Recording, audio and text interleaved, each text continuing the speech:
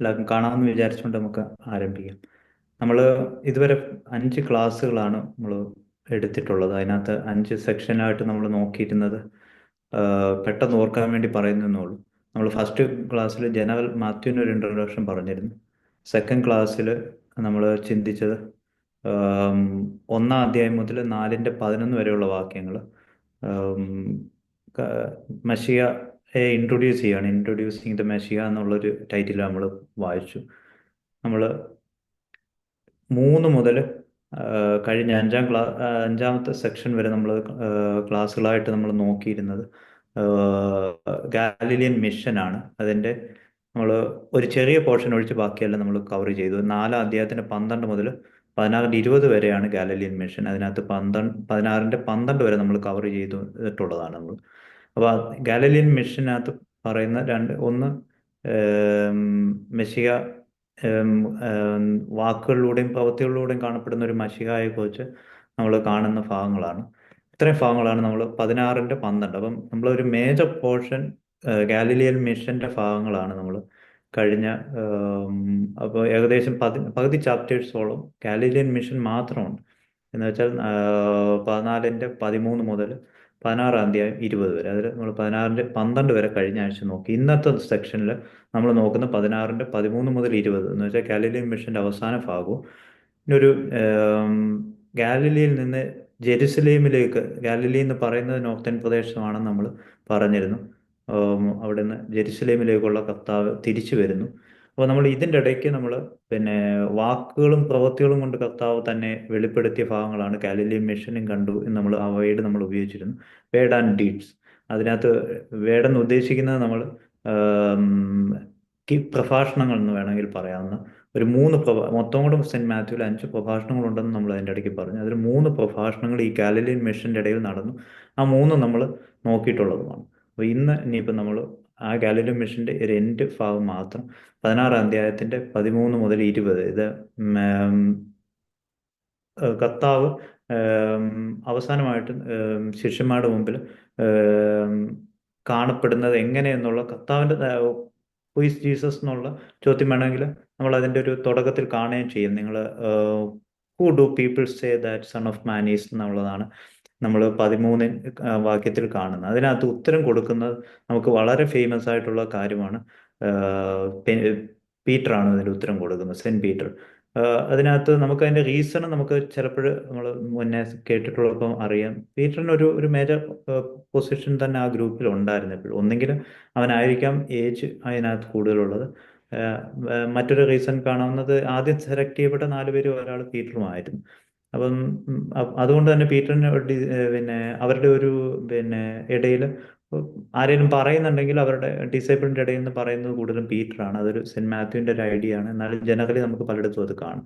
മറ്റ് സമവീക്ഷണ സുവിശേഷങ്ങളിലും ഇതേ ഐഡിയ. അപ്പം ഇപ്പം നമ്മുടെ ലൊക്കേഷൻ നമ്മൾ ഗാലിലിയിൽ തന്നെ നോർത്തേൺ പ്രദേശത്തായിട്ടുള്ള കൈസരിയ ഫിലിപ്പ്, ഞാനത് ചെറുതായിട്ട് യെല്ലോ ലൈൻ ചെയ്തിട്ടുണ്ട്. കൈസരിയ ഫിലിപ്പിയ പ്രദേശങ്ങളിൽ ഉള്ളത് നമുക്ക് ഫസ്റ്റ് പേജിൽ തന്നെ കാണാവുന്നതാണ്. അപ്പം ഇപ്പം ലൊക്കേഷൻ അവിടെയാണ്.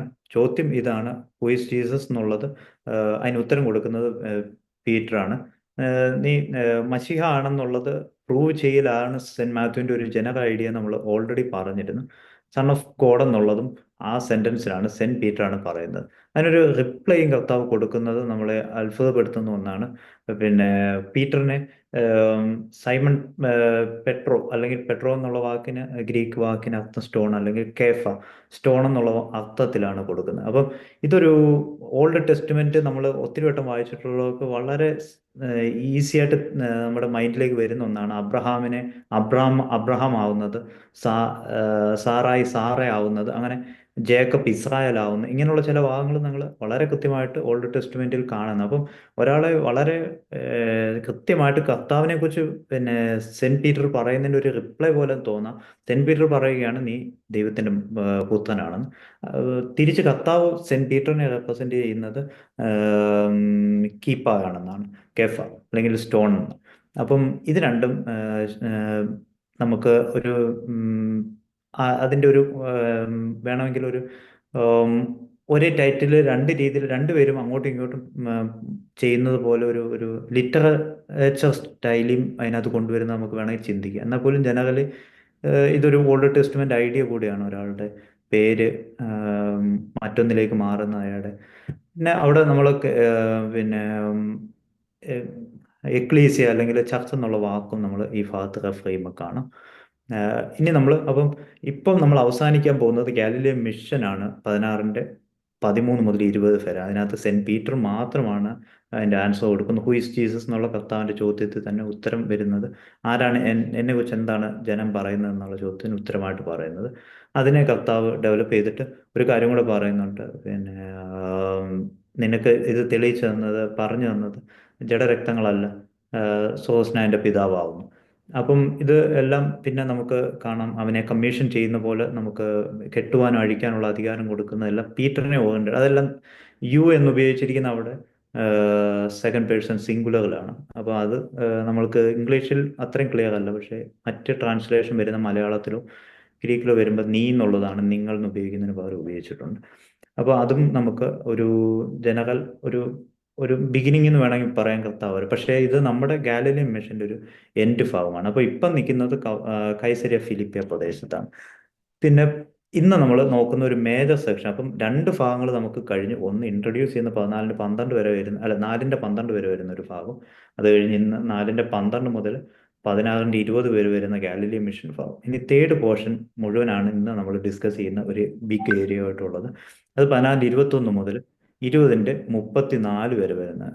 അപ്പം ഈ ഭാഗത്ത് പറയുന്നത് സൗത്ത് ഗലീലയുടെ നോർത്തേൺ പ്രദേശമായ കൈസരിയ ഫിലിപ്പിയിൽ നിന്ന് സൗത്ത് പ്രദേശമായ ജോർദാൻ അല്ല ജെരിഹോമിലേക്ക്, അല്ലെങ്കിൽ ഇസ്രായേൽ കർത്താവ് കാൽവറി ക്രൂശിക്കപ്പെടാൻ വരുന്നതിൻ്റെ ഒരു സദേൺ ജേർണി എന്ന് വേണമെങ്കിൽ മാത്രം നമുക്ക് ചിന്തിക്കാം. അത് എക്സാക്റ്റ് ആയിട്ട് ജെറുസലേം പ്രദേശത്ത് കയറുന്ന ഭാഗം നമ്മൾ ഈ ഭാഗത്ത് കാണുന്നില്ലെങ്കിൽ പോലും അതിൻ്റെ ഓൾമോസ്റ്റ് പിന്നെ ഔട്ട്സൈഡ് ദ വാളിൽ പുറത്ത്, വാളിൻ്റെ പുറത്തെത്തിയവിടം വരെയുള്ള ഭാഗങ്ങൾ നമുക്ക് ഇന്ന് കാണാം. അതുകൊണ്ട് സദേൺ ജേർണി എന്ന് ഞാൻ ഒരു യെല്ലോ ചെയ്തിട്ടുണ്ട്. അതിൻ്റെ തേർഡ് പേജിലേക്കൊന്ന് പോകുമ്പോൾ നമുക്ക് അതിനകത്ത് കർത്താവിൻ്റെ സഫറിങ്ങും ഗ്ലോറിയുമാണ് അതിൻ്റെ ബിഗിനിങ് സ്റ്റേജിൽ കാണുന്ന ഒരു, ഇപ്പം നമ്മൾ പറയുന്ന ഒരു 20-ാം അധ്യായത്തിൻ്റെ അവസാനം വരെയാണ് അതിനകത്ത് സഫറിങ് ആൻഡ് ഗ്ലോറി പറയുന്ന ഒരു ഭാഗം. നമുക്ക് നമ്മളിപ്പം 16-20 വരെയാണ് നമ്മൾ ഗാലിലിയൻ മിഷൻ അവസാനിപ്പിക്കുന്നത്. 16-21 സെന്റ് പീറ്ററിനെ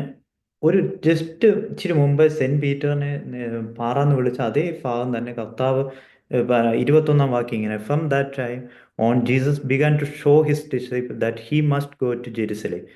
അവന് ജെറുസലേമിലേക്ക് പോകണമെന്ന് അവൻ പറയുകയാണ്. 21-ാം വാക്യമാണ് ഞാൻ വായിക്കുന്നത്. And undergo great suffering at the hand of elders and chief priest and scribes and be killed and on the third day be raised.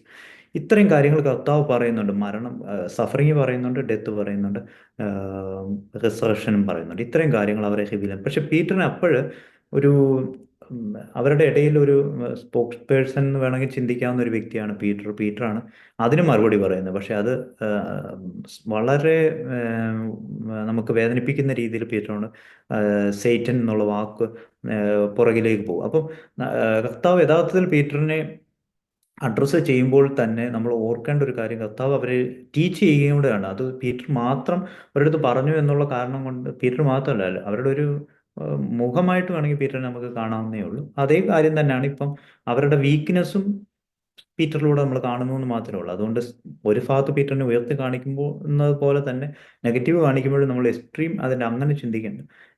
മനുഷ്യന്റെ വീക്ക് പൊസിഷൻസും അവരുടെ കയ്യിലുണ്ട്. അവരെ അത് പിന്നെ കറക്റ്റ് ചെയ്യുന്നു എന്ന് പറയുമ്പോൾ അത് നമുക്കോട്ടുള്ള മെസ്സേജാണ്. അതങ്ങനെ ആ സ്റ്റോറി മെയിൻറ്റെയിൻ ചെയ്യാൻ പറ്റുന്നുള്ളൂ സെന്റ് മാത്യുവിന്. അപ്പോൾ അതുകൊണ്ട് പിന്നെ നമ്മളോടും കൂടെ പറയുന്നത്, നമ്മളൊരു ഡിസേബിളായിട്ട് ഡെവലപ്പായി വരികയാണ്.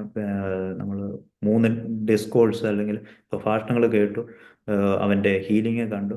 നമ്മൾ അവൻ്റെ കൂടെ തന്നെ ഗാലിലിയിൽ ജേർണിയിൽ നിന്ന് ഒരു ഡിസൈപ്പിൾഷിപ്പിലേക്ക് വന്നെങ്കിൽ പോലും നമ്മുടെ ഇടയിൽ നമുക്ക് തന്നെ ഹ്യൂമൻ ആയിട്ടുള്ള വീക്ക്നെസ്സും ഉണ്ട്. ഒരേ സൈഡിൽ ദൈവത്തെ മനസ്സിലാക്കുന്നതിലുള്ള ഒരു പോസിറ്റീവ് സൈഡ് നമുക്കും കൂടെ ചിന്തിക്കാവുന്ന.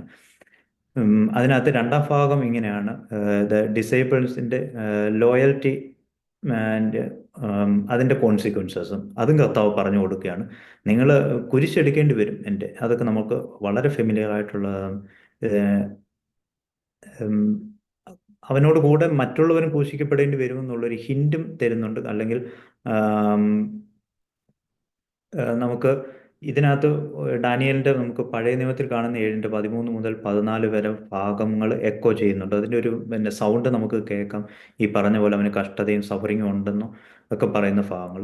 അതിന്റെ കൂടാതെ തന്നെ കോമൺ ആയിട്ട് അവന്റെ ചുറ്റി നടക്കുന്നവർക്കും ഈ സഫറിങ് ഉണ്ടാവും എന്നുള്ള ഒരു ഹിന്റും കൂടെ ഈ 16-ന്റെ 24 മുതൽ 28. അപ്പം ഇപ്പം നമ്മൾ ജേർണി ആരംഭിക്കുമ്പോൾ കൈസരിയ ഫിലിപ്പിൽ നിന്നാണ്. നമുക്ക് ഇതിന്റെ കുറച്ച് കഴിയുമ്പോൾ ഏഹ് അതിന് മൂന്നാം ഭാഗത്ത് കാണാം the glory revealed on the mountain. പക്ഷേ നമ്മൾ ട്രഡീഷണലി പറയുന്നത് മൗണ്ട് താബോറിൽ വെച്ചാണ് ഇത് സംഭവിച്ചത് എന്നുള്ളത് നമ്മൾ ട്രഡീഷൻ മാത്രമാണ്, ബിബ്ലിക്കലി ഇല്ല, റെഫറൻസ് ഇല്ലാത്തൊരു ഏരിയയാണ്. പക്ഷെ എന്നാൽ പോലും ഞാൻ അവിടെ കാരണം ഇപ്പം നമ്മൾ പറഞ്ഞ ഈ ദിവസം കൈസരിയ ഫിലിപ്പിൽ നിന്ന് അവിടെ രണ്ട് കാര്യങ്ങൾ ഞാൻ ജസ്റ്റ് ഒന്ന് നോട്ട് ചെയ്തിട്ടുണ്ട്. 6 ഡേയ്സ് എന്നുള്ള ഒരു ഐഡിയ തരുന്നുണ്ട്. ആം, ഇതുവരെ നമ്മൾ ബാപ്റ്റിസവുമായി ബന്ധപ്പെട്ട് കണ്ടിരുന്ന ഒരു ക്രിസ്തുവിനെ നമുക്ക് ഓർത്തെടുക്കാവുന്നതേ ഉള്ളൂ. അവിടെ റിവീൽ ചെയ്യപ്പെടുന്ന പരിശുദ്ധാത്മാവിന്റെ പ്രാവുന്ന അതേ ഒരു അറ്റ്മോസ്ഫിയർ ഇവിടെയുമുണ്ട്. ഒരു എക്സ്ട്രാ ടെറിtorial ആയിട്ടുള്ള സ്പിരിച്വൽ അറ്റ്മോസ്ഫിയർ ക്രിയേറ്റ് ചെയ്യപ്പെടുന്നുണ്ട് ഈ മൗണ്ട് താവർ. അപ്പോൾ ഒരേ സമയം ക്രിസ്തു ക്രിസ്തു ആണെന്ന് പീറ്റർക്ക് മനസ്സിലാക്കുന്ന ഒരു ഹ്യൂമൻ ബോഡിയിൽ നിന്ന് അവനൊരു സ്പിരിച്വൽ ഉണ്ടെന്ന് എപ്പോഴും എല്ലാവർക്കും ക്ലിയർ അല്ല. പക്ഷെ ചിലയിടത്തൊക്കെ ഇതുപോലൊരു അടയാളം പോലെ അവൻ റിവീൽ ചെയ്യുന്ന ഭാഗങ്ങൾ ഇത് കാണാം. ഇതൊരു മോസസിനെ നമ്മൾ ഫസ്റ്റ് ചാപ്റ്റേഴ്സിലൊക്കെ നമ്മൾ പറഞ്ഞിട്ടുള്ളതാണ്. മോസസുമായി ബന്ധപ്പെടുത്തി കർത്താനെ പറയാൻ ശ്രമിക്കുന്ന പോലെ തന്നെ ഒരു അറ്റ്മോസ്ഫിയർ നമുക്ക് ഇവിടെ തോന്നുന്നുണ്ട്. കാരണം ഇവർ മലയിലേക്ക് പോകുമ്പോൾ ഒരു വലിയ വിഭാഗം പോകുന്നില്ല, 4 പേരെ പോകുന്നുള്ളൂ. അവരുടെ മുമ്പിലാണ് കർത്താവ് ഏലിയാവും മോശസും പ്രത്യക്ഷപ്പെടുന്ന കൂടാതെ ഒരു അറ്റ്മോസ്ഫിയർ അങ്ങനെയുള്ളതുണ്ട്. മൗണ്ട് താബോർ എന്നുള്ള ഒരു ഐഡിയ പക്ഷെ ഒരു ട്രഡീഷൻ മാത്രമാണെന്ന് ഞാൻ പറഞ്ഞു.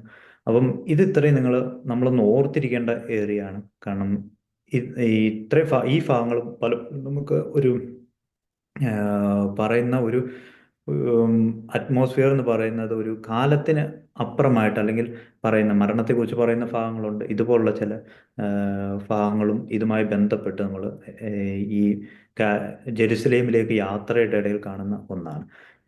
താബോർ എന്ന് ഞാൻ അവിടെ മെൻഷൻ ചെയ്തിരിക്കുന്ന ഒരു ട്രഡീഷണലി മാത്രമാണ്. ഗ്ലോറി ആൻഡ് സഫറിങ് എന്നുള്ളതാണ് അതിൻ്റെ 4-ാമത്തെ 17:9 മുതൽ 13 വരെയുള്ള ഭാഗം. ഇതിനകത്ത് ഏലിയാനെ കമ്പയർ ചെയ്തുകൊണ്ട് ശിഷ്യന്മാരുടെ ചോദ്യത്തിന് ഉത്തരം പോലെ ജോണിനെയും ജീസസിനെയും അത് ആ ഒരു പാറ്റേൺ നമുക്ക് കാണാം. യോഹന്നാനാണ് ഏലിയാവ്, പഴയ ഏലിയാവ് വീണ്ടും വരുമെന്ന് പറയുന്ന ഭാഗം, അല്ലാതെ ക്രിസ്തു അതിൻ്റെ ഒരു പ്രോഫറ്റിക് ഡയമെൻഷൻ ഫുൾഫിൽ ചെയ്യുന്ന ഒരാളാണെന്നുള്ള ഭാഗങ്ങൾ നമുക്ക് ഇത്രയും ഭാഗങ്ങൾ നമുക്ക് ഈ ജെറുസലേമിലേക്കുള്ള യാത്രയുടെ ഭാഗത്തിൻ്റെ ബിഗിനിങ് സ്റ്റേജിൽ കാണാം. ഇനി അതിൻ്റെ ബിന്ന് ഞാൻ എഴുതിയിട്ടുണ്ട്, ബാക്ക് ടു ദ പ്രസന്റ് എന്നാണ് എഴുതിയേക്കുന്നത്. എന്ന് വെച്ചാൽ ഇത് ഇപ്പം വരെ ഉണ്ടായിരുന്ന ഒരു എൻവയോൺമെന്റ് പലപ്പോഴും കർത്താവ് ഒരു പ്രോഫസി പോലെ പറയുന്ന ചില ഭാഗങ്ങൾ, അവനെ തന്നെ റിവീൽ ചെയ്ത് കാണിക്കുന്ന ചില ഭാഗങ്ങൾ, ഒരു ടൈം ബൗണ്ട് ഉണ്ട്, 6 ഡേയ്ക്കുള്ളിൽ അവിടെ നിന്ന് ഇവിടെ എത്തിയെന്നൊക്കെ നമുക്ക് ഒരു ഐഡിയ ഉണ്ടെങ്കിൽ പോലും. പക്ഷെ ഇനി വീണ്ടും പ്രസന്റ് ടൈം വരികയാണ്. കാരണം ഇനിയിപ്പം നോക്കുകയാണ്, കർത്താവ് അവരുടെ നിന്ന് താഴേക്ക് വന്നിട്ട് ശിഷ്യന്മാരുടെ ഇടയിൽ വരുന്ന ഭാഗവും നമുക്ക് ഇനിയുള്ള ഭാഗമാണ്. അപ്പോൾ അതിനകത്ത് ഇപ്പോൾ നമ്മൾ 16-ന്റെ 21 മുതൽ ഗാലറി കഴിഞ്ഞുള്ള ഭാഗം 21 മുതൽ 17-ന്റെ 13 ആണെങ്കിൽ 17-ന്റെ 14 മുതൽ 27 വരെയുള്ള ഭാഗങ്ങളിൽ നമ്മൾ ഒന്ന് രണ്ട് ചെറിയ ചെറിയ ഭാഗങ്ങൾ നമുക്ക് കാണാം. അതിനകത്ത് ഒന്നാമത്തെയാണ് ഡിസൈപ്പിളിൻ്റെ ഫെയിലുവർ ഇൻ എക്സോസിസം എന്നുള്ള ഒന്ന്. നമ്മൾ ഓർത്തോണേ, പിന്നെ ദൈവത്തിൻ്റെ കൽപ്പനയുമായിട്ട് താഴേക്ക് വരുമ്പോൾ ഉണ്ടാകുന്ന ഒരു അറ്റ്മോസ്ഫിയർ ഇവിടെയുണ്ട്. അവിടെ പിന്നെ ജനങ്ങൾ പിന്നെ തെറ്റിപ്പിരിക്കുകയാണ്. ഈ സീനായ് മലയും താഴെ ഇതേപോലെ തന്നെ ഇവിടെ ഉണ്ടായിരുന്ന, ഇപ്പം നമ്മൾക്കറിയാം 4 ശിഷ്യന്മാർ മേളിൽ കയറിയിട്ടുള്ളൂ, ബാക്കിയുള്ള ശിഷ്യന്മാരോ കൂട്ടമോ താഴെയുണ്ട്. അപ്പോൾ അവിടെ വന്നപ്പോൾ അവിടെ പിന്നെ നമുക്കറിയാം കർത്താവ് ഓൾറെഡി അവരെ പിന്നെ ഭൂതങ്ങളെ പുറത്താക്കാനുള്ള അധികാരം കൊടുത്ത ഭാഗങ്ങളൊക്കെ ഇച്ചിരി മുമ്പേ നമ്മൾ ഗാലറി മിഷൻ്റെ ഇടയിൽ വായിച്ചത്. പക്ഷെ ഇവിടെ വന്നപ്പം തോറ്റ് നിൽക്കുന്ന എക്സോസിസത്തിന് ശക്തിയില്ലാതെ നിൽക്കുന്ന ശിഷ്യന്മാരെ കാണുന്ന ഭാഗം നമ്മൾ 14-20. അത് ഒരു തരത്തിൽ തിരിച്ചറിഞ്ഞു വന്ന അതേ അറ്റ്മോസ്ഫിയർ നമുക്കും ഫീൽ ചെയ്യുന്നുണ്ട്. ഒരു ഒരു സമൂഹം താഴെ നിൽക്കുന്ന, അല്ലെങ്കിൽ കർത്താവിൻ്റെ ആബ്സെൻസിൽ അവർക്ക് ഒന്നും ചെയ്യാൻ വയ്യാതിരിക്കുന്ന ഒരു സമൂഹത്തിന്. വീണ്ടും നമ്മൾ രണ്ടാം ഭാഗത്ത് സെക്കൻഡ് പ്രഡിക്ഷൻ ഓഫ് പാഷൻ. അപ്പം നമ്മൾ കണ്ടിരുന്നു 16-21 സ്റ്റാർട്ട് ചെയ്തപ്പോൾ തന്നെ ഗാലീലിയോ മിഷൻ അവസാനിപ്പിച്ചു എന്ന് നമ്മൾ പറയുന്ന ഭാഗത്ത് തന്നെ നമ്മൾ കണ്ടിരുന്നു ഒന്നാമതായിട്ട് ഞാൻ ക്രിസ്തു കഷ്ടം അനുഭവിക്കുന്നു. ഇപ്പം വീണ്ടും നമ്മൾ 17-ന്റെ 20-ാം ഭാഗത്തിൽ ഇതേ സെയിം റെപ്പറ്റീഷനോ അല്ലെങ്കിൽ 21 കഴിഞ്ഞ് വരുന്ന ഭാഗത്തിൽ 22 മുതൽ 23 the Son of Man is going to be betrayed into human hands, and they will kill him, and on the third day he will be raised, and they were great distress.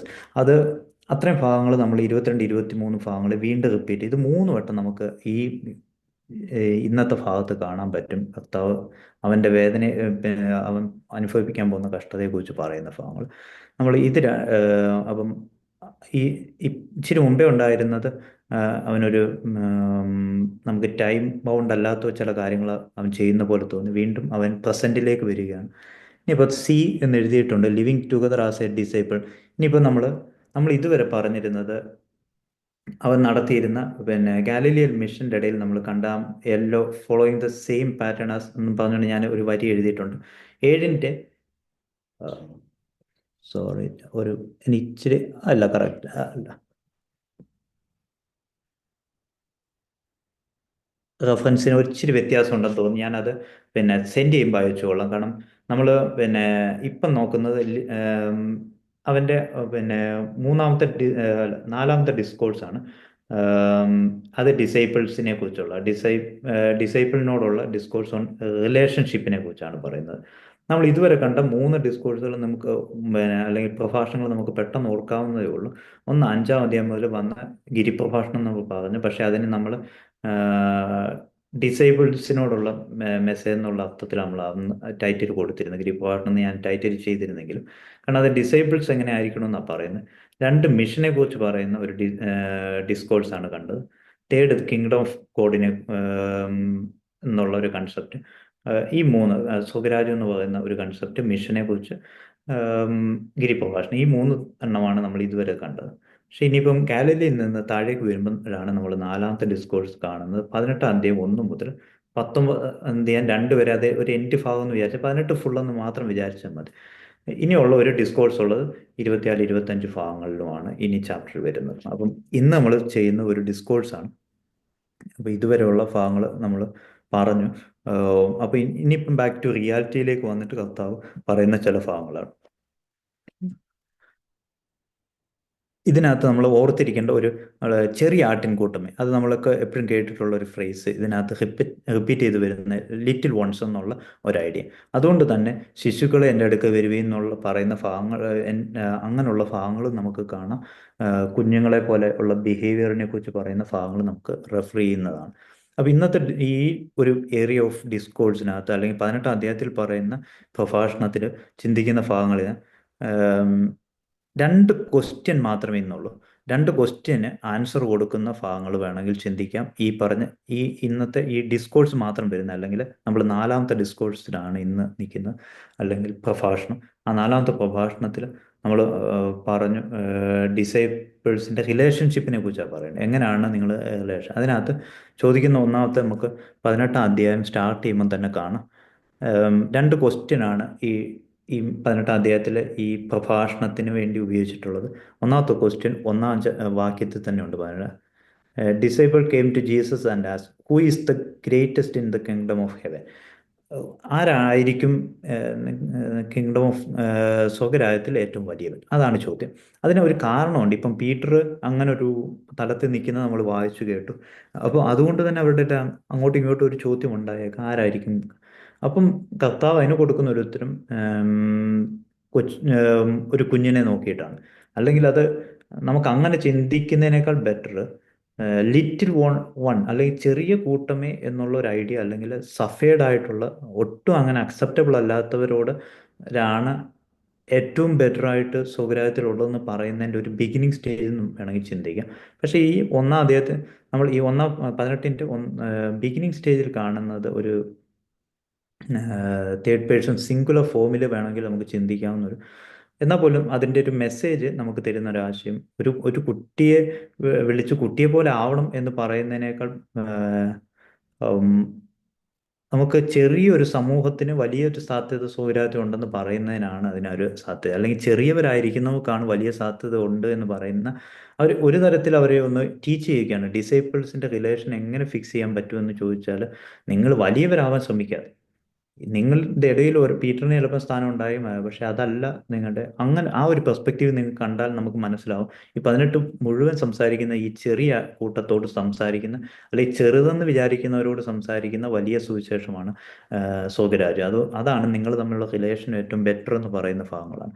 അപ്പം അതിന് 18-ന് ഒന്നിൽ ക്വസ്റ്റ്യനിലാണ് ഒന്നാമത്തെ ഭാഗം ആരംഭിക്കുക. അതൊരു 20 വരെ നമുക്ക് അതിനകത്ത് ഞാൻ 5 ടൈറ്റിൽസ് കൊടുത്ത്, എക്സാമ്പിൾ ഓഫ് ദ ചിൽഡ്രൻ ഒന്ന്, പിന്നെ care for the little once, the dangerous tumbling block, നമ്മൾ അതും ഓർത്തെടുക്കാവുന്നേ ഉള്ളൂ. പറയുന്നുണ്ട് ഈ ചെറിയവൻ ആരെങ്കിലും ഇടർച്ച വരുത്തിയാൽ അതിലും ബെറ്റർ അവൻ്റെ തലയിൽ അപ്പം കഴുത്തിൽ ഒരു തിരികല്ല് കെട്ടി. ഇതൊക്കെ നമുക്ക് ഓർത്തെടുക്കാവുന്നേ ഉള്ളൂ. Care for the little once, അത് വീണ്ടും കാണാം, ചെറിയവനെ എങ്ങനെ കെയർ ചെയ്യുന്നത് കർത്താവ് പറയുന്നു. ഷീപ്പ്, പിന്നെ 100 എണ്ണത്തിൽ 99-നെ വിട്ടിട്ട് ഒന്നിനു വേണ്ടി തേടിപ്പോരുന്ന ദൈവമാണുള്ളത് എന്ന് വെച്ചാൽ, ലീസ്റ്റായിട്ട് നിങ്ങൾ കരുതുന്ന ഏറ്റവും ചെറുതെന്ന് കരുതുന്നതിന് വലിയ സ്ഥാനം വന്നേക്കാം. അപ്പൊ അതുകൊണ്ട് നിങ്ങൾ വലിയവനാവാൻ ശ്രമിക്കേണ്ട എന്ന് പറയുന്ന ഒരു സന്ദേശം ഇതിന്റെ ഹോൾ മെസ്സേജിൽ ഉള്ളപ്പോഴാണ് നിങ്ങൾക്ക് ഈ ഡിസ്കോഴ്സ് കുറച്ചുകൊണ്ട്, അല്ലാതെ ഓരോന്നും സെപ്പറേറ്റ് ആയിട്ട് കണ്ടാൽ പലപ്പോഴും നമ്മൾ പല മെസ്സേജ് ആയിട്ട് തിരിച്ചു. യഥാർത്ഥത്തിൽ ആ ഫസ്റ്റ് ക്വസ്റ്റ്യനിലാണ് ഇതിനെ മിക്സ് ചെയ്തിരിക്കുകയാണ് കഥ. പിന്നെ ഡീലിംഗ് വിത്ത് ബ്രദേഴ്സ് സിൻ, അത് നമുക്ക് ആ ഭാഗത്ത് വായിക്കാം. എങ്ങനെയാണ് ഒരു ഒരു സഹോദരൻ ഒരു തെറ്റ് ചെയ്താൽ അവന് ആരുമില്ലാത്തപ്പം പറഞ്ഞു കൊടുക്കാൻ പറയുന്ന ഭാഗം നമ്മൾ വായിച്ചിട്ടുള്ളതാണ്. പിന്നീട് അവൻ അങ്ങനെ അനുസരിച്ചില്ല ഒരു സമൂഹത്തിൻ്റെ അല്ലെങ്കിൽ സഭയുടെ ഇത്തരം ഭാഗം പറയുമ്പോൾ പോലും വളരെ ഹ്യൂമൻ ബ്രദർലി പെർസ്പെക്റ്റീവ് നിങ്ങൾ എടുക്കാവൂ. അല്ലാതെ ഒരാളോട് നിയമങ്ങളൊക്കെ കൊണ്ടുവന്ന് ഒരാളെ പുറത്താക്കാനുള്ള വ്യഗ്രതയുടെ പേരല്ല സ്ഥാനം എന്ന് പറയുന്നത്. ചർച്ചിൻ്റെ ഹൈറാർക്കിയോ സ്പിരിച്വാലിറ്റിയുടെ ഹൈറാർക്കിയോ ബ്രദർലി ഫുഡാണ്, അല്ലെങ്കിൽ നമുക്ക് സാഹോദര്യം നിലനിർത്താൻ കഴിയുന്നിടത്താണ്.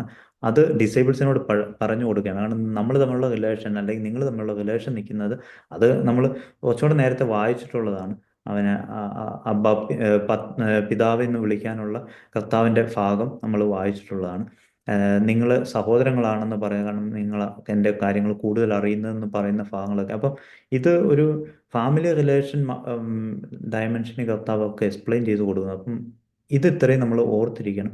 ലിറ്റിൽ വൺ എന്ന് പറയുന്നത് കുഞ്ഞിനോട് പറയുന്നു എന്ന് പറയുന്ന സിംഗുലർ ഫോമിലുള്ള ഭാഗം പോലും മീൻ ചെയ്യുന്നത് അയാൾ ചെറിയതിനായിരിക്കും ചിലപ്പോൾ വലിയ സ്ഥാനം സ്വപരാഗത്തിലുണ്ടാകുന്നത്. അപ്പോൾ അതൊരു ഫസ്റ്റ് ഭാഗം 17 വരെ ആ ഒന്നാമത്തെ ക്വസ്റ്റ്യൻ്റെ ആൻസറുമായിട്ട് നമുക്ക് ചിന്തിക്കാം. 18-ൻ്റെ 1 മുതൽ പിന്നെ നമ്മൾ കാണുന്നത് 18 മുതൽ 20 വരെ നമുക്ക് ഓർത്തെടുക്കാവുന്നേ ഉള്ളൂ. പീറ്ററിനോട് പീറ്ററിനോട് മാത്രം പറഞ്ഞൊരു ഭാഗം നമുക്ക് ഓർക്കാം. അന്നേരം പറയുന്നത് പിന്നെ കെട്ടാനും അഴിക്കാനുള്ള അധികാരം. ഇപ്പം നമുക്ക് വീണ്ടും 18 മുതൽ 20 വരെ ഭാഗത്തൊരു വീണ്ടും ഇതിൻ്റെ റെപ്പറ്റേഷൻ കാണാം. പക്ഷേ ഈ ഭാഗത്ത് പീറ്റർ മാത്രമല്ല, ഹോൾ ശിഷ്യന്മാർക്ക് കമ്മീഷൻ ചെയ്യുന്ന, അല്ലെങ്കിൽ അവർക്ക് അധികാരപ്പെടുത്തുന്ന കാണാം സ്വഭാവത്തിൽ. അത് നമുക്ക് ഈ ഭാഗത്തും കാണാം. അപ്പം ഈ ചെറിയ ആട്ടിൻകൂട്ടം എന്ന് പറയുന്നതിന് പീറ്ററിന് മാത്രമല്ല ഒരു ഉള്ളത് എന്നും കൂടെ പറഞ്ഞ് അവസാനിപ്പിക്കുന്നുണ്ട്. 21 നമുക്കൊന്നുകൂടെ 21-ാം വാക്യം രണ്ടാമത്തെ ക്വസ്റ്റ്യൻ ആണ്. നമ്മൾ ഒന്നാമത്തെ ക്വസ്റ്റ്യൻ 18-ന് 1 ചോദിച്ചതിൻ്റെ കണ്ടിന്യൂവേഷൻ ആയിട്ട് കാണാം. Peter came and said to him, 21, Lord if another member of the church sins against me how often should I forgive, എത്ര പ്രാവശ്യം ക്ഷമിക്കണം. അത് നമ്മൾ ഒത്തിരി കേട്ടിട്ടുള്ള ഒരു ഭാഗമാണ്. അതാണ് രണ്ടാമത്തെ ക്വസ്റ്റ്യൻ ആയ. അപ്പം കർത്താവിൻ്റെ അതിന് ആൻസർ നമ്മൾ ലോങ് ആയിട്ട് കാണാം, അൺലിമിറ്റഡ് ആയിട്ട്. അതിന് ഒരു പാരബിളും അത് പറഞ്ഞു കൊടുക്കുന്നുണ്ട്. പിന്നെ ഒരുവനെ കടപ്പെട്ടിരിക്കുന്നത്, അവനോട് ക്ഷമിക്കാതിരിക്കുന്ന ഒരുവനെയും കാണുന്നുണ്ട്. പക്ഷെ ദൈവം 1000 തവണയാണ് ക്ഷമിച്ചു കൊടുക്കുന്നത്. ഇതിൻ്റെ ഒരു ചെറിയ ഡയമെൻഷൻ നമ്മൾ കണ്ടതാണ് 6-ാം അധ്യായത്തിൽ. അവരെ പ്രാർത്ഥന പഠിപ്പിക്കുമ്പോൾ കർത്താവ് പറയുന്നുണ്ട്, നീ മറ്റുള്ളവരോട് ക്ഷമിച്ചതുപോലെ. അപ്പോൾ എത്രമാത്രം കൃത്യമാണ് സെൻറ്റ് മാത്യുവിൻ്റെ. അപ്പോൾ ആ ലിറ്ററേച്ചർ നമ്മൾ ഹോൾ ആയിട്ട് സെൻറ്റ് മാത്യു വായിക്കുമ്പോൾ വളരെ ബ്യൂട്ടിഫുൾ ആയിട്ട് തോന്നും. ഒന്നും ലിങ്ക് വിട്ടല്ല ഇതിൻ്റെ കണ്ടിന്യൂഷൻ പോകുന്നത്. ഇനിയിപ്പോൾ നമ്മൾ 19 അതിൻ്റെ എൻഡ് ഭാഗമാണ് നമ്മുടെ ഈ പറഞ്ഞ ഡിസ്കോഴ്സ് എൻഡ് ചെയ്യുന്നത് ഇങ്ങനെയാണ്. 19 1 മുതൽ 2 വരെ വീണ്ടും അവൻ പിന്നെ എല്ലാ എല്ലാ പിന്നെ പ്രഭാഷണങ്ങൾ അവസാനിക്കുമ്പോൾ ഒരു മൂവ്മെൻറ്റും കൂടെ നമുക്ക് കാണാം, ഒരിടത്തു നിന്ന് മറ്റൊരിടത്തേക്ക് യാത്ര ചെയ്യുന്നത്. When Jesus had finish saying these things, അത് ഞാൻ പറയുന്നത് 19 1 മുതലുള്ള ഭാഗം, അവസാനം അതിൻ്റെ end 1-2. He left Galilee went to the region of Judea beyond the Jordan. ഇത് ബിയോണ്ട് ദ ജോർഡൻ മാത്രമേ നമുക്ക് സെൻറ്റ് മാത്യുവിൽ കാണുന്നുള്ളൂ. ആം, അത് ജെരിഹോ പ്രദേശം എന്ന് വേണമെങ്കിൽ നമുക്ക് ചിന്തിക്കാവുന്നത്. ഞാൻ യെല്ലോ ഇത് വിൽ ബി ജെരിഹോ ഓ പെരേയ എന്നും പറഞ്ഞ് ഞാൻ ഇട്ടിട്ടുണ്ട്. ഇത് രണ്ടും ഞാൻ താഴെ ഒരു മാപ്പ് കൊടുത്തത് നമുക്ക് ഓടിച്ച് നോക്കുമ്പോൾ നിങ്ങൾക്ക് ഒരു ഐഡിയ കിട്ടുമെന്ന് ഞാൻ കരുതുന്നു.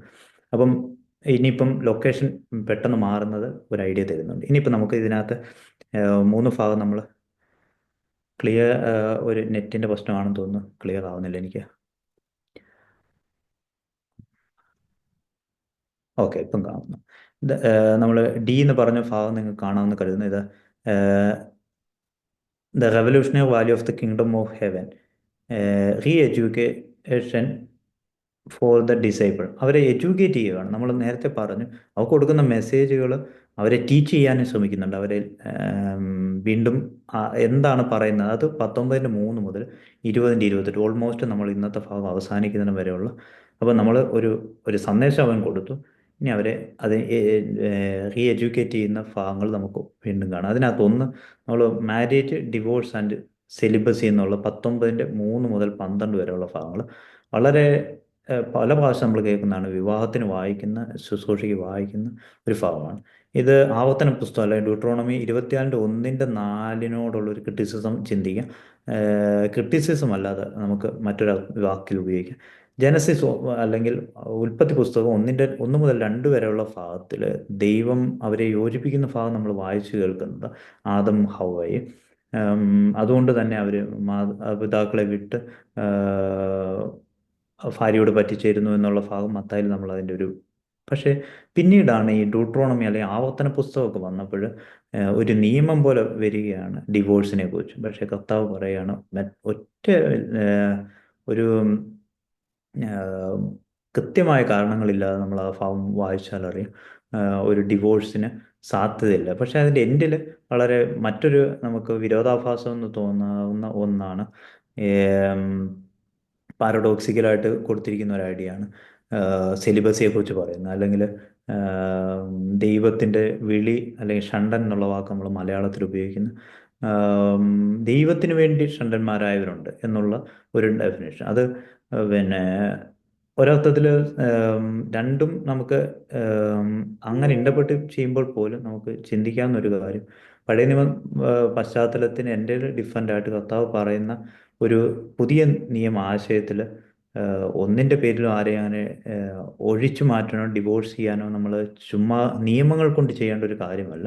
നമ്മൾ നേരത്തെ പറഞ്ഞ പോലെ അതിന് സാഹോദര്യ ബന്ധം നിലനിർത്തേണ്ടതാണ്. നമ്മൾ എന്താണ് കാരണം എന്നറിഞ്ഞുള്ള ഡിവോഴ്സ്, അത് അല്ലാതെ നിയമം എഴുതി വെച്ചു അത് ഇന്നത് ചെയ്തുകൊണ്ട് ഓരോ ഇൻഡിവിജ്വലും സെപ്പറേറ്റ് ആണ്. അതുകൊണ്ട് നമ്മുടെ ചർച്ച് അല്ലെങ്കിൽ സമൂഹം നമ്മൾ കൂടി വരുന്നവർ നമ്മുടെ ഏറ്റവും വലിയ ഉത്തരവാദിത്വം ഒന്നും നിയമപരമായ ഒരാളെ തോൽപ്പിക്കാനുള്ളതല്ല, വളരെ കമ്മ്യൂണിറ്റിയെ കെയർ ചെയ്തുകൊണ്ടേ നമ്മുടെ ഡിസിഷൻ ഉണ്ടാവും. അത് അവരെ റീ ടീച്ച് ചെയ്യുന്നത് തന്നെ നമ്മളും ഓർത്തിരിക്കണം.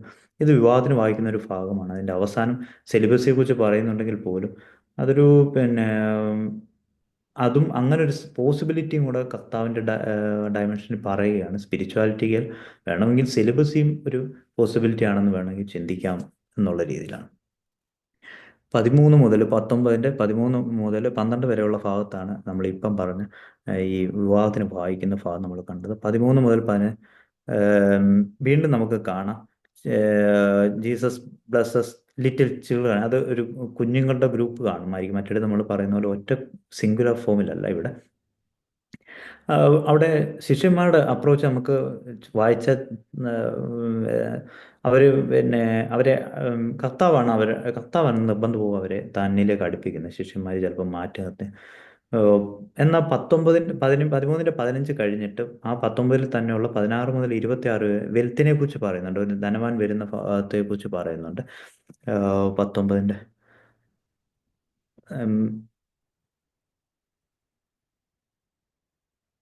ഒരു ഒരു സമ്മൺ എന്നുള്ള വാക്കാണ് ഉപയോഗിച്ചത്. ഒരാൾ വന്നിട്ട് ചോദിക്കുന്നുണ്ട്, ഞാൻ എന്താണ് ചെയ്യേണ്ടത് സ്വകരാജ്യം അവകാശമാകാൻ. അപ്പം കർത്താവിൻ്റെ ഉത്തരം, പിന്നെ നീ ഇന്നതൊക്കെ ചെയ്യുന്നുണ്ടോ എന്ന് ചോദിക്കുന്നുണ്ടെങ്കിൽ പോലും നിയമപരമായിട്ടുള്ള റൂൾ പ്രകാരമുള്ള എല്ലാം ചെയ്യുന്നുണ്ട്. പക്ഷെ ഒരു കുറവുണ്ട് എന്നുള്ളത് നമ്മളെ വേദനിപ്പിക്കുമെങ്കിൽ പോലും, ശിഷ്യന്മാർ വിചാരിച്ച ഒരു ഫേവറബിൾ ആയിട്ടുള്ള ഒരു അറ്റ്മോസ്ഫിയർ ആണെന്നെങ്കിൽ പോലും ശിഷ്യന്മാർക്കൊണ്ടുള്ളൊരു ടീച്ചിങ് ആണ്. അങ്ങനെ നിങ്ങൾ വിചാരിക്കുന്ന പോലെ സൊസൈറ്റിയിൽ ഈ റൂളൊക്കെ ഫോളോ ചെയ്തിട്ടുള്ള മുന്നിൽ നിൽക്കുന്നവരല്ല. വീണ്ടും നമ്മൾ നേരത്തെ പറഞ്ഞ പോലെ ലിറ്റിൽ വൺ, ചെറിയവന് വേണ്ടിയാണ് കർത്താവ്. എന്നുവെച്ചാൽ ചെറുതെന്ന് വിചാരിക്കുന്ന ചിലതിൽ ചിലപ്പം കർത്താവ് വളരെ സന്തോഷിച്ചേക്കാം. അപ്പം അതുകൊണ്ട് എല്ലാ നിയമങ്ങളും ഫോളോ ചെയ്യുന്നതിന് പോലും വേണമെങ്കിൽ ദൈവത്തിൻ്റെ മുമ്പിൽ തെറ്റുകളും സാധ്യതയുണ്ട്. ഞാൻ എല്ലാം ചെയ്യുന്നു എന്ന് വിചാരിച്ച് മുന്നിൽ നിൽക്കുന്നു എന്ന് വിചാരിക്കുന്നവർക്ക് പുറകിൽ പോകാനുള്ള സാധ്യതയും ഇതിനകത്തൊരു മെസ്സേജ് നമ്മൾ നേരത്തെ പറഞ്ഞത് ടീച്ച് ചെയ്യുകയാണ് അവർ. അപ്പം റിവാർഡിനെ കുറിച്ച് ശിഷ്യന്മാർ ചോദിക്കുന്നുണ്ട്. ഏം, ഞങ്ങളെല്ലാം വിട്ടിട്ട് വന്നാൽ എന്താണ്? അപ്പം കർത്താവ് പറയുന്നുണ്ട്, സ്വർഗരാജ്യവും കിട്ടും, പക്ഷേ കഷ്ടതയോടുകൂടി എന്നുള്ളത് നമ്മൾ വായിച്ചു കേൾക്കുന്ന ഒരു ഭാഗമാണ്. ഏം, അതിൻ്റെ 5-ാം ഭാഗമായിട്ട് നമ്മൾ കാണുന്നത് parable of equal wages four unequal work. അത് നമ്മളെ ചിന്തിപ്പിക്കുന്ന ഒരു ഭാഗമാണ്. എത്രമാത്രമാണ് സ്വകരാജ്യത്തിൻ്റെ കൺസെപ്റ്റ് നമുക്ക് നമ്മൾ വിചാരിക്കുന്ന നിയമത്തിൻ്റെ ഉള്ളിലല്ല എന്നുള്ളത്. കാരണം രാവിലെ വന്നവരും രണ്ടാമത് വന്നവരും മൂന്നാമത് വരും, ഇത് ഒരു ബിസിനസ്സിന് സക്സസ് ആവുന്ന ഒരു മെത്തേഡേ അല്ല. പക്ഷേ സ്പിരിച്വാലിറ്റി കുറച്ചും കൂടെ ബേസിക്കലി ഫിസിക്കൽ കണക്കുകൾ വെച്ചല്ല സ്പിരിച്വാലിറ്റി മെഷർ ചെയ്യപ്പെടുന്നത്. നോക്കിയാണ് അവസാന സമയത്ത് വന്നവനും കിട്ടാനുള്ള സാധ്യത, അതിൻ്റെ കംപ്ലീറ്റ്നെസ്, അത് ആ കൊടുക്കുന്ന പിതാവിൻ്റെ അല്ലെങ്കിൽ ദൈവത്തിൻ്റെ വലിയ മനസ്സിനെ കാണിക്കുന്ന ഒരു എക്സാമ്പിൾ കൂടിയാണ്. അത് നമുക്ക് അങ്ങനെ ചിന്തിക്കുകയാണ്. കാരണം ഇവരെ ടീച്ച് ചെയ്യുകയാണ്. ഒരെണ്ണം പിന്നെ പ്രഭാഷണം നടത്തുമ്പോൾ തന്നെ അവരെ ടീച്ച് ചെയ്യിക്കാനും അതിൽ ഒരു തേർഡ്, നമ്മൾ നേരത്തെ പറഞ്ഞ പോലെ ആറ് കാണുന്നെന്ന് വിചാരിക്കുന്നത് തേർഡ് പ്രൊഡിക്ഷൻ ഓഫ് പാഷൻ എന്നുള്ളതാണ്. രണ്ടും പ്രാവശ്യം, ഒന്ന് തുടങ്ങിയപ്പോൾ തന്നെ 21-ൽ അതിൻ്റെ 21-ാം വാക്യത്തിൽ നമ്മൾ കണ്ടു. ഇപ്പോഴും വീണ്ടും 20-ലായപ്പോൾ മൂന്നാമത്തെ പ്രാവശ്യം കർത്താവ് 20-ാം അധ്യായത്തിൻ്റെ 17 മുതൽ 19 വരെ.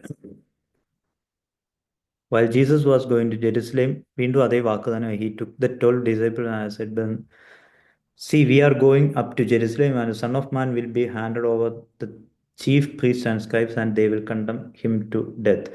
അങ്ങനെ വായിക്കുന്ന ഭാഗങ്ങൾ, അവനെ അപമാനിക്കുമെന്നും പറയുന്ന ഭാഗങ്ങളൊക്കെ നമ്മൾ വീണ്ടും, പക്ഷേ അവൻ ഉയർക്കുമെന്നുള്ള ഭാഗം, ഇത് നമ്മൾ റിപ്പീറ്റ് നമ്മളിപ്പോൾ 3-ാം പ്രാവശ്യമാണ് ഈ ഒരൊറ്റ യാത്രക്കിടയിൽ കാണുന്നത്. അപ്പം status in the kingdom of heaven എന്നുള്ളത് ജെയിംസ് ആൻഡ് ജോൺ, നമ്മൾ പക്ഷെ അവിടെ എഴുതിയിരിക്കുന്ന mother of sons of Zebedee എന്നുള്ളത് അത് ജെയിംസും ജോണുമാണ്. അവരുടെ ചോദ്യത്തിന് ഉത്തരം കർത്താവ്, നിങ്ങൾ എന്ത് ചോദിക്കുന്നു എന്നറിയുന്നില്ല എന്ന് ചോദിച്ചുകൊണ്ട് അവരെ വീണ്ടും ടീച്ച് ചെയ്യിക്കുന്നതാണ് ഈ നമ്മൾ ഇതുവരെ പറഞ്ഞ സ്വഗ്രാഹ്യത്തിന് വേണ്ട ക്രൈറ്റീരിയകൾ പറയുന്ന ഭാഗങ്ങൾ. നമ്മൾ ഉദ്ദേശിക്കുന്ന പോലെ വലിയ ഒന്നിനല്ല, ചെറുതൊന്നിനായിരിക്കും ചിലപ്പോൾ സാധ്യത. അതുകൊണ്ട് ഇവർ റിജക്റ്റ് ചെയ്യപ്പെടുന്നു എന്ന അർത്ഥത്തിൽ നിങ്ങളുടെ ഇടയിലും പലരും ഇത് കാണുമെന്ന് തന്നെയാണ് നമ്മൾ ഇതിൻ്റെ തുടക്കത്തിൽ വായിച്ചത്. അപ്പം അതുകൊണ്ട് ആരും ഇല്ല എന്നുള്ളതല്ല, പക്ഷെ ആര് ഫസ്റ്റ് എന്നുള്ള ചോദ്യത്തിന് സ്വകരായത്തിൽ ചിലപ്പോൾ നിങ്ങളുടെ ചോദ്യത്തിന് വേദനിപ്പിക്കുന്ന ഉത്തരം നിങ്ങൾക്ക് ലഭിച്ചേക്കും. കാരണം നിങ്ങൾ ഇതുവരെ ചെയ്ത നല്ലതുകൊണ്ട് ദൈവത്തെ തോൽപ്പിക്കാനോ അല്ലെങ്കിൽ ദൈവത്തിൻ്റെ മുമ്പിൽ വലുതാവാനോ പറ്റില്ല. ദൈവത്തിൻ്റെ മഹാമനസ്കതയ്ക്ക് മുമ്പിൽ ഏറ്റവും ചെറിയവനും വലിയ സ്ഥാനം ലഭിച്ചേക്കാം. അതുകൊണ്ട് ഈ ഒരു ഹോൾ മെസ്സേജ് നമ്മൾ തുടക്കം മുതലേ പറഞ്ഞ ലിറ്റിൽ വൺ, അല്ലെങ്കിൽ ചെറിയ ആട്ടിൻകൂട്ടം, അല്ലെങ്കിൽ ചെറുത് എന്ന് കരുതുന്ന ഒന്നിനെ കോൺസെൻട്രേറ്റ് ചെയ്യുന്നത്. അപ്പോൾ അത് നമ്മളോടൊക്കെ ഉള്ള നമ്മുടെ തോട്ട് പേഴ്സണിനോടുമുള്ള ഒരു ചോദ്യമാണ്. നമ്മൾ എത്രയും വലുതാണെന്ന് ചിന്തിക്കുന്നിടത്ത് നിന്ന് ഉള്ളൊരു മാറ്റം കൂടായി. ഇനി നമ്മൾ 20-ൻ്റെ 29 അതിൻ്റെ എൻഡ് ഭാഗമാണ്. അതിനകത്ത് ഒരു ഹീലിംഗ് ആണ് നടക്കുന്നത്. ബ്ലൈൻഡായ ആളുകളാണ്, 2 ബ്ലൈൻഡ് പീപ്പിളിൻ്റെ ഹീലിംഗ് ആണ്. അത് എഴുതിയിരിക്കുന്നത് ഇങ്ങനെയാണ്, ഔട്ട് സൈഡ് ദ ജെറിഹോ. ഇതിനകത്ത് സെൻറ്റ് മാർക്ക് എനിക്ക് ബെത്സൈദ എന്നുള്ള വാക്കും കൊടുത്തിട്ടുണ്ട് ആ സ്ഥലത്തിന്. അത് സെൻറ്റ് മാർക്കിലേ ഉള്ളൂ, സെൻറ്റ് മാത്യുവിൽ ആ റെഫറൻസിൽ ബെത്സൈദ എന്നില്ല. അപ്പോൾ ഇന്ന് നമ്മൾ ഓടിച്ച് നമ്മൾ ചിന്തിച്ചിരുന്ന ഇതുവരെയുള്ള 16-ാം അധ്യായത്തിൻ്റെ 20 വരെ ഗാലിലിയിൽ മിഷൻ നടത്തിയ കർത്താവ് കൈസരിയ ഫിലിപ്പിയ എന്ന് പറയുന്ന, ഞാൻ അതിനകത്ത് ഒരു 4 നീല ലൈൻ വരച്ചിട്ടുണ്ട്. ഈ കൈസരിയ ഫിലിപ്പിയ എന്ന് പറയുന്നതാണ് ഇവിടെ ഈ ഏറ്റവും മുകളിലുള്ള നീല, ഭാഗത്താണ്. ബെതാന്യ എന്നാണെന്ന് തോന്നുന്നു. എൻ്റെ കണ്ണ് ബെതാൻ ബെത്സൈദയാന്ന് തോന്നുന്നു. സോറി. ഓക്കെ, ബെത്സൈദയുടെ ഭാഗത്തു നിന്നാണ്, അല്ലെങ്കിൽ കൈസരിയ ഫിലിപ്പിയ നമ്മൾ പറയുന്ന ഭാഗത്ത്. അവിടുന്ന് ഏറ്റവും മുകളിൽ നമ്മൾ ഗാലിലി എന്ന് പറഞ്ഞ ദ്വീപിനെ കുറിച്ച് നമ്മൾ കണ്ടിരുന്നു. പിന്നെ ആ ഒരു ലേക്ക് വളരെ ചെറുതായ ഒന്ന്. ഇവിടെ നിന്നാണ് കർത്താവിൻ്റെ ഒരു നിങ്ങൾക്ക് വെസ്റ്റേൺ സൈഡ് ഭാഗത്ത് തുടക്കത്തിൽ നമ്മൾ കണ്ട നസ്രായ എന്ന് വിളിപ്പിക്കപ്പെടുന്ന ഭാഗമൊക്കെ നിങ്ങൾ കാണുന്നുണ്ട്. രണ്ടാമത്തെ നീല കാണുന്ന മൗണ്ട് താബോർ എന്നുള്ളതിൻ്റെ അല്ലെങ്കിൽ ഒരു 6 ദിവസം അവിടെ നിന്ന് യാത്ര ചെയ്തിട്ടാണ് ഈ മൗണ്ട് താബോറിൻ്റെ ഭാഗത്ത് വരുന്നത്. അതൊരു ചെറിയ മലയാണ്, അത്ര ഉയരം ഇല്ലാത്തൊരു മലയാണ്. പക്ഷേ എന്നാൽ മൗണ്ട് താബോർ എന്ന് നമ്മൾ ട്രഡീഷൻ പറയുന്ന ഭാഗം അതാണ്. പക്ഷെ ബിബ്ലിക്കലി മൗണ്ട് താബോർ ഇല്ല എന്നുകൊണ്ട് ഓർത്തുന്നു. അവിടെ അതിനുശേഷമാണ് ജെറുസലേമിൻ്റെ പുറത്ത് വരുന്ന ഭാഗം, അല്ലെങ്കിൽ ബിയോണ്ട് ദ ജോർദൻ എന്നുള്ള ജോർദാൻ റിവറാണ് നമ്മൾ ഈ ഗാലിലി ലേക്കിൽ നിന്ന് താഴോട്ട് ഒരൊറ്റ ചെറിയ ലൈനായിട്ട് കാണുന്ന ബ്ലൂ ലൈന് ജെരികോ ജോർദാൻ നദിയാണ്. ബിയോണ്ട് ദ ജോർദൻ എന്ന് പറയുന്ന ഇപ്പം നമ്മൾ പറയുന്ന ഭാഗം ഏറ്റവും താഴെ വരച്ചേക്കുന്ന മൂന്നാമത്തെ ബ്ലൂ ലൈനാണ്. അവിടെ നിന്നാണ് നമ്മൾ അവസാനം പറഞ്ഞ ബെഥാനിയയിൽ കർത്താവ് എത്തിയെന്ന് വിചാരിക്കാവുന്ന മാർക്കിൻ്റെ റെഫറൻസ് ഉള്ള ഭാഗം. അപ്പോൾ ഇത്രയും ഭാഗത്താണ് നമ്മളിപ്പം ഓർത്തോണ ഏറ്റവും മേളിലുണ്ടായിരുന്ന മിഷൻ. ഇപ്പോൾ കർത്താവ് ഓൾമോസ്റ്റ് എരുസലേം വാതിലിൻ്റെ പുറത്ത് എത്തിയിട്ടുണ്ട്. ആ യാത്രയിൽ ഒരു ഡിസ്കോഴ്സ്, ഒരു പ്രഭാഷണവും നമ്മൾ കേട്ടു. ഡിസൈപ്പിൾസിൻ്റെ റിലേഷനെ അങ്ങോട്ടും ഇങ്ങോട്ടും എങ്ങനെ ആയിരിക്കണം എന്നാണ് ആ ഡിസ്കോഴ്സ്. അപ്പം നമുക്ക് ഇതുവരെയുള്ള ഭാഗങ്ങൾ നിങ്ങൾ ഓർക്കുമെന്ന് കരുതുന്നു. ദൈവം നമ്മെ അനുഗ്രഹിക്കട്ടെ. പിതാവ് ദൈവത്തിൻ്റെ സ്നേഹവും ഏകജാതനാപുത്രൻ്റെ കൃപയും പരിശുദ്ധ റൂഹായുടെ സംബന്ധവും സഹവാസം നമ്മൾ ഓരോരുത്തരും കൂടി ഇവിടെ കൂടി വന്നിരിക്കുന്ന ദൂരം ചാരമായി എല്ലാവരും കൂടി ഇപ്പോഴും എപ്പോഴും എന്നേക്കും ഉണ്ടായിരിക്കുമാറാകട്ടെ. ആമേൻ.